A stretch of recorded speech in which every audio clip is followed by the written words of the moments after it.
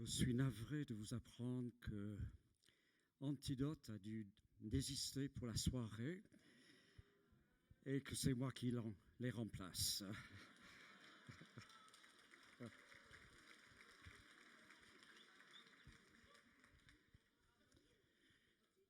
70 ans, une dame âgée, une dame d'un certain âge. Et il convient, lorsque l'on atteint cet âge, de regarder en arrière, de se souvenir des acquis. Qu'est-ce qui est important à garder, à maintenir dans la vie d'une association qui a 70 ans? Et c'est ce que nous avons vu ce matin. Il faut rester fermement attaché au message de l'Évangile. Ensuite, il faut savoir que la vie chrétienne n'est pas un pique-nique ni un barbecue évangélique. C'est un combat. Et un combat auquel nous sommes conviés et que nous devrions nous y engager avec joie. Mais ce combat nécessite à ce que nous soyons solidaires les uns avec les autres. Mais ce combat également nécessite à ce que nous ayons des serviteurs qui nous annoncent la parole et qui nous montrent qu'il est possible de vivre cette vie chrétienne jusqu'au bout, qui montrent par leur fin de vie qu'il est possible de vivre à la gloire de Dieu en incarnant l'Évangile. Il faut donc réfléchir aux acquis. Mais en second lieu, il faut réfléchir donc à l'avenir. Il faut oser l'avenir. Et comme nous l'avons vu cet après-midi, le contexte dans lequel nous nous trouvons aujourd'hui, historiquement, moralement, spirituellement, est un contexte difficile.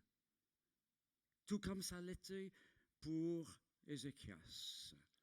Mais Ézéchias avait de bonnes priorités. Il savait que pour oser l'avenir, il fallait secouer pour qu'il y ait des hommes et des femmes disponibles pour l'œuvre, pour atteindre les objectifs qui s'étaient fixés.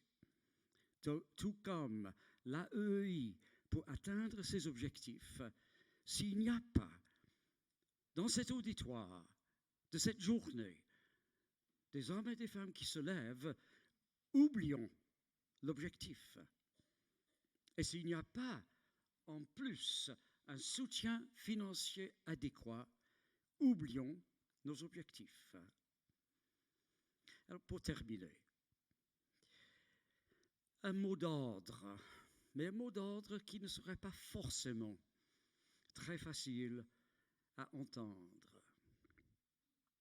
Je vais encore tirer une illustration de l'Ancien Testament, du livre des Juges. Josué vient sous peu de mourir.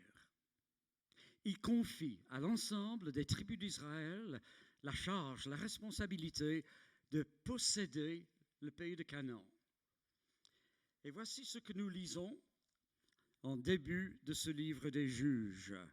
Après la mort de Josué, les Israélites consultèrent l'Éternel en disant « Qui de nous montera d'abord contre les Cananéens pour les combattre ?» L'Éternel répondit « Juda montera. En effet, j'ai livré le pays entre ses mains. » C'est le tout début de la conquête du pays. Josué a fait traverser le peuple le Jourdain. Ils se sont campés à Gilgal. Et puis, il commence par 4 campagnes militaires la conquête du pays. D'abord, la ville de Jéricho. 350 ans plus tard, nous arrivons à la fin de la période des juges.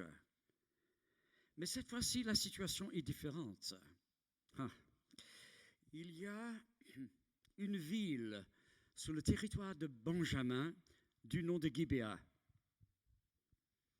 Et il y avait un lévite de passage avec sa concubine. Et un vieillard de cette ville de Gibéa les a hébergés. Mais cette ville comportait une population de vauriens, entre autres des personnes homosexuels qui sont venus frapper à la porte et ont demandé à ce que le Lévite leur soit rendu pour qu'ils le connaissent. Euphémisme pour rapport sexuel. Refus, mais finalement, c'est la concubine du Lévite qui leur a été livrée. Ils ont couché avec elle toute la nuit. Et le matin, le Lévite a récupéré sa femme, l'a ramenée chez lui, l'a coupée en 12 morceaux, a envoyé un morceau dans chacune des tribus d'Israël en disant « Disciplinez Benjamin ».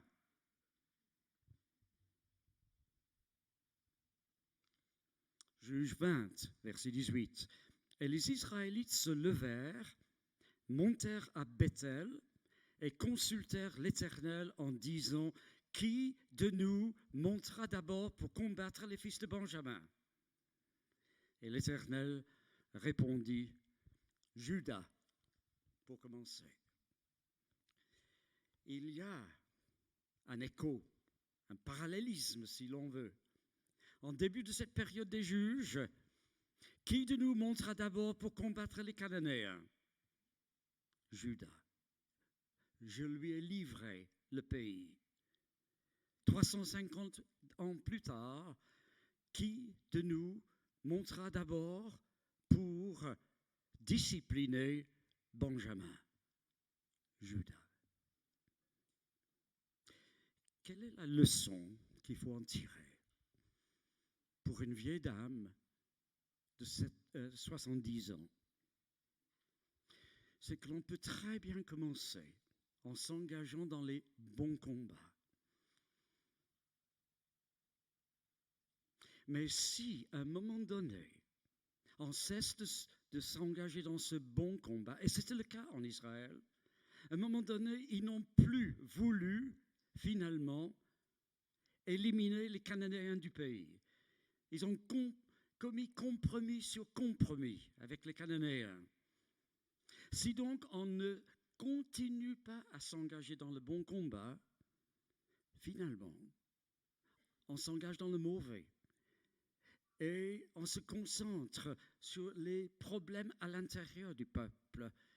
Et il y a toutes sortes de dérèglements et de dérapages. Et on termine finalement à s'engager dans de mauvais combats contre les frères. L'un des grands dangers, lorsque l'on jette un regard en arrière pour déterminer les acquis, et lorsqu'on regarde en avant avec un projet ambitieux pour implanter de nouvelles églises, avec des hommes, des femmes et les moyens financiers nécessaires, l'un des grands dangers, c'est qu'on se trompe de combat. Il faut absolument, pour éviter ces dérapages, pour éviter le fratricide, et l'histoire, malheureusement, soutient totalement mes propos ce soir.